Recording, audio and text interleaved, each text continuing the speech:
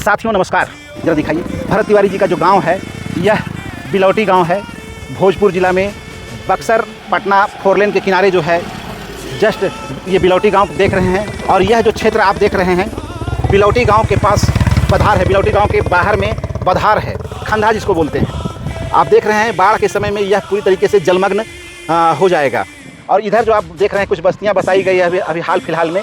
और इधर जो देख रहे हैं कुछ बस्तियां बसाई गई है। ये एक्चुअल में यहाँ से 18 किलोमीटर की दूरी पर अवस्थित है जवनिया गांव, जो पिछले साल बाढ़ में पूरी तरीके से डूब गई थी। उस गांव के विस्थापितों को सरकार के द्वारा बिलौटी गांव के बधार में, जो कि अपेक्षाकृत नीची ही भूमि है, इस भूमि पर जो है बसाया गया है। यहाँ पर एक कट्ठा जो है ज़मीन यहाँ के लोगों को दिया गया है। जो सामने तिरंगा झंडा देख रहे हैं, वह वहीं पर जो है पुलिस के द्वारा 3 गोली उनको मारी गई है और ब्लड वहीं पर गिरा है, वहीं पर उनको घायल किया गया है।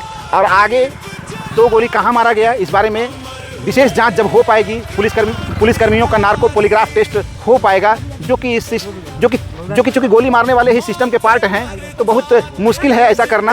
अगर न्यायिक जांच सही तरीके से हो जाए तो बहुत सारे पर्दा जो है हट जाएगा, बहुत सारी चीज़ों का पर्दाफाश हो जाएगा। आज उसी क्रम में हम ज़मीनी हकीकत को जानने के लिए यहाँ पर पहुँचे हुए हैं। और उसी क्रम में हमारे साथ एक बहुत ही प्रकृति का दिव्य शक्ति प्राप्त किए हुए एक शख्स हैं, पीयूष कुमार मिश्रा जी, जो सासाराम से चल करके यहाँ पहुँचे हैं इन्हीं सारी चीज़ों को जानने के लिए कि भरत तिवारी जी का शहादत किस प्रकार हुआ, भरत तिवारी जी कैसे अंतिम समय में संघर्ष किए पुलिस के साथ। उनका दुर्भाग्य ये रहा कि उन्होंने जनता को जो समस्याएं हो रही थी उसको लेकर के शासन प्रशासन से सवाल पूछना शुरू किया। उसी क्रम में जो है ये सारा चीज़ प्रकरण घटा। तो आज उसी क्रम में पीयूष मिश्रा जी यहाँ पर आए हुए हैं। कहाँ घर हुआ आपका पीयूष मिश्रा जी? सासाराम खास सासाराम के रहने वाले पीयूष मिश्रा जी हैं। पिताजी का नाम कृष्णकांत मिश्रा। इनको कुछ दिव्य शक्तियाँ प्राप्त है। उसी संदर्भ में आप हर एक व्यक्ति को देखे होंगे, सामान्य जो मानव होते हैं उनको 5 अंगूठा उंगली होता है, अंगूठा उंगली 5 होता है, पैर में 5 और हाथ में 5, तो टोटल तो 20 होना चाहिए। लेकिन मैं आज आपको जो दिखाने जाऊंगा वह ईश्वरीय कुदरत का एक चमत्कार है और वह इनके अंदर में एक दिव्य शक्ति के रूप में देख सकते हैं। जरा सा दिखाइए आप, देखिए आप दोनों हाथ दिखाइए, देखिए आप देख सकते हैं। गिनती में ही आप देख रहे हैं कि यहाँ पर जो है इनके पास 12 अंगुली अंगूठा है। ये चमत्कार इनके पैरों में भी है। देखिए 1 2 3 3 3 6 उधर भी है। आप एकदम बारीकी से आप वीडियो में देख सकते हैं, जो कि मैं आज पहली बार किसी इंसान को इस रूप में देख पा रहा हूं। तो ज़रा इनसे हम जानना चाहेंगे, अभी कौन से क्लास में पढ़ रहे हैं आप? अभी 8 क्लास में। पढ़ने लिखने में आपका सबसे फेवरेट विषय कौन सा है? पढ़ाई में उतना मन नहीं लगता है, लेकिन जब पढ़ते थे तो मैथ्स फेवरेट। अभी पढ़ाई में मन उतना नहीं लगता है, तो आपकी देखिए बड़ी ईमानदारी से, बड़ी साफगोई से इन्होंने कहा कि पढ़ाई में मन नहीं लगता है। इस ईमानदारी और इस सत्यता के लिए धन्यवाद के पात्र हैं, नहीं तो बच्चे झूठ भी अक्सर बोलते रहते हैं। खैर ये बताइए आपका हॉबी क्या है? सिंगिंग। कैसा गीत गाते हैं आप? राष्ट्रभक्ति, देवी माँ का, या फिर बॉलीवुड वाला, कैसा गीत गाते हैं आप? भोजपुरी गीत गाते हैं। भोजपुरी गीत गाते हैं, तो कोई बढ़िया सा भोजपुरी गीत, अश्लील नहीं होना चाहिए, उस गीत को आप जरा कुछ अंतरा हो तो उसका गुनगुना करके बताइए। माँ का एक गीत है, मतलब बिल्कुल देवी माँ का गीत है। कि बानी असरे में हो बानी असरे में माई तनिया जई तू ए माई, और सभा बीच लाज के बचा जई तू ए माई, सभा बीच लाज के बचा जई तू।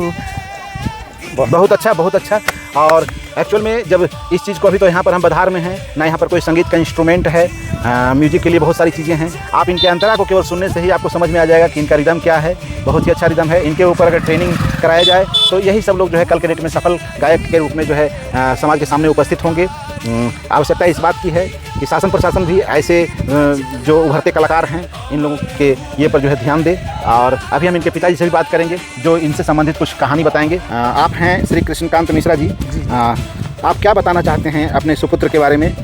देखिए, जब बेटा का जन्म हुआ तो थोड़ा सा इसकी उंगली को देख करके हम लोग परेशान थे, घबरा गए पूरा परिवार के। भाई 24 उंगली होने का मतलब क्या है? सब लोग परेशान हो गए, हमारे जितने भी परिवार के सदस्य थे सब लोग परेशान। हाँ, हम तो एक बाप हैं तो समझ सकते हैं हमारे दर्द को। जाहिर सी बात हो, जैसा कि हम सभी जानते हैं कि जब तुलसीदास जी का जन्म हुआ था तो उन्होंने जो है राम शब्द, उनके मुंह से राम शब्द निकला था। जन्म के समय कोई बच्चा राम कैसे बोल सकता है? अगर प्रत्येक बच्चा जो जन्म के समय वह चीखता है, कराहता है जब इस धरती पर उसका आगमन होता है। लेकिन तुलसीदास जी के बारे में हम सब जानते हैं कि वह जन्म के समय में राम शब्द के साथ, तो उस समय भी लोग घबरा गए कि क्या बात है, लेकिन आगे चलकर वही तुलसीदास रामचरितमानस के रचना किए, और तुलसीदास को कौन नहीं जानता है। सब जानते हैं। तो आप भी निश्चित रूप से आप घबरा गए होंगे, इसमें कहीं कोई दो मत नहीं। उसके बाद हम एक ज्योतिषी महाराज जी हैं, उनके यहाँ गए समझने के लिए 3 साल के बाद। तो महात्मा जी हमको बताए कि 15-17 साल तक इस बच्चे को आप अच्छा से रखिए, कोई दिक्कत नहीं होगा। 17 साल के बाद ये बच्चा बहुत आगे बढ़ेगा। अच्छा, ये अगला जन्म का कोई महात्मा ही है जो कि अभी इसको मनुष्य का फिर दोबारा जो जन्म मिला है, तो ये बच्चा बहुत आगे बढ़ेगा। इसको आप थोड़ा सा गाइडलाइन सही कीजिएगा, और जिस तरह इसका रुचि जा रहा है, अगर अच्छा वो लाइन हो तो उसके साथ आप चलने का कोशिश कीजिए। अभी कितना साल उम्र हुआ है? अभी इनका 12 साल उम्र हुआ है, तो इनका जो 13 चल रहा है। इनका जो भाग्य जो है एक्चुअल में 17 साल बाद जो है वो दिखाई देने लगेगा, भाग्य प्रस्फुटित हो जाएगा।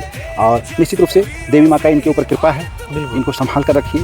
और ऐसे जो दिव्य शक्तियों से जो धारित व्यक्ति होते हैं, इनको संभाल कर रखा ही जाना चाहिए। यही आगे चल करके हमारे राष्ट्र के लिए, हमारे समाज के लिए अमूल्य धरोहर साबित होंगे। बिल्कुल बिल्कुल। पीयूष जी, मेरा एक विशेष आग्रह आपसे रहेगा। बोलिए।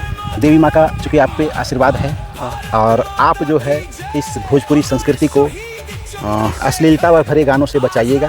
आपके गाने मर्यादित होने चाहिए, देवी माँ को समर्पित होने चाहिए, ईश्वर को समर्पित होने चाहिए। आप उस मुहिम का हिस्सा नहीं बनिएगा जिसमें देखते होंगे कि क्षण भर में क्षणिक लोकप्रियता पाने के लिए भोजपुरी के अश्लील गानों को गा करके समाज को बर्बाद कर रहे हैं। तो मेरा एक विनम्र आग्रह रहेगा कि आप जो है उस मुहिम का हिस्सा ना बने, और आप एक साफ़ सुथरी मर्यादित जो गीत है उसकी एक श्रृंखला प्रस्तुत करें, ताकि समाज को सही दिशा मिल सके।